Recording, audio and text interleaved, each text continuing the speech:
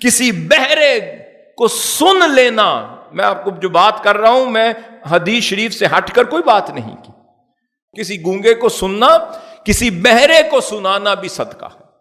اب آپ کہیں بہرے کو کیسے سنائیں گے؟ بہرا تو سن نہیں سکتا، بھئی یہی تو بات ہے، بہرا سن نہیں سکتا، وہاں اشاروں سے سنانا پڑے گا۔ اب یہاں سمجھ آئی جتنی جس کی ضرورت ہو وہ اتنی پوری کر دینا صدقہ۔ اب یہاں ساری کیٹیگریز اوپن کر دی، کسی پیاسے کو پانی پلا دینا صدقہ ہے، بھوکے کو کھانا کھلا دینا صدقہ ہے، بے سہارا کو سہارا دینا صدقہ ہے، یتیم کی کفالت صدقہ ہے، اسٹوڈنٹ افورڈ نہیں کر سکتا میں اس کو دین کی تعلیم دلوانا صدقہ ہے، حافظ حفظ خود نہیں کر سکتا، اس کے والدین افورڈ نہیں کر سکتے تو کیا ہے، اس کو حافظ القرآن بنانا صدقہ ہے، عالم دین بنانا صدقہ ہے، اس کو عزت کے ساتھ لباس پہنانا صدقہ ہے، یہاں تک کہ اس کے چہرے پر مسکراہٹ لانا صدقہ ہے۔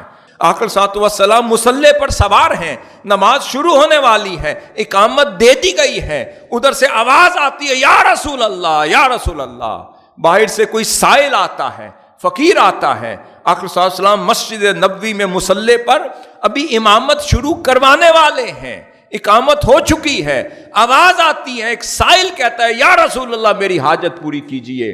رسول اللہ صلی اللہ علیہ وسلم خدا کی نماز میں تھوڑی دیر تاخیر فرما کر باہر تشریف لے جا کر پوچھتے ہیں کہ ہاں بھئی کیا بات ہے؟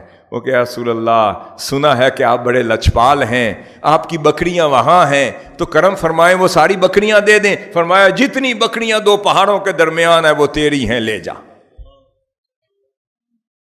اب وہاں پر کوئی اور ہوتا اعوذ باللہ، وہ کہتا ہو بھائی اللہ کی نماز کے لیے کھڑا ہوں، تجھے شرم نہیں آتی؟ تجھے پتہ کوئی نہیں؟ تیرے اخلاق کوئی نہیں؟ نہیں، اخلاق اس کے نہیں، اخلاق تو حضور نے سکھائے ہیں۔ اخلاق تو یہ ہے کہ مصلی پر کھڑے ہو، خدا کے سامنے ہو، کیا ہے وہ نماز جو حاجت روائی کے بعد پڑھی جائے وہ عین سنت مصطفیٰ ہے۔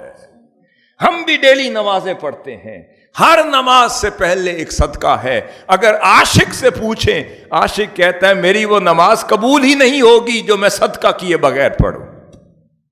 عاشق تو یہی کہے گا اگر میرے محبوب نے نماز کے وقت مصلی پر کھڑے ہو کر سائل کی آواز سن لی تو اس کی حاجت روائی کر دی، تو عاشق تو یہی کرے گا ہر نماز سے پہلے ایک صدقہ اتار دو۔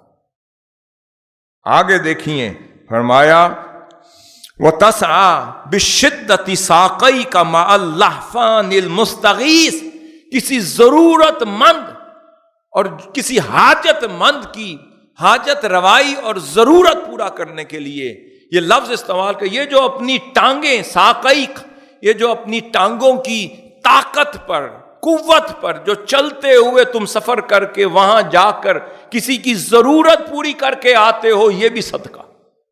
پھر فرمایا فہذا کلہ صدقۃ منک علی نفس، یہ جو میں نے سارا بیان کیا ہے آقا صلی اللہ علیہ وسلم نے فرمایا یہ سب کا سب تمہاری طرف سے صدقہ ہے۔ صدقے کی ڈیفینیشن دیکھیں کتنی وسیع کر دی۔ ہم کس غلط فہمیوں میں ہم سمجھتے ہیں نہیں کسی مخصوص انداز سے صدقہ ہے، نہیں، تم اللہ کی مخلوق کے ہو جاؤ یہ صدقہ ہے۔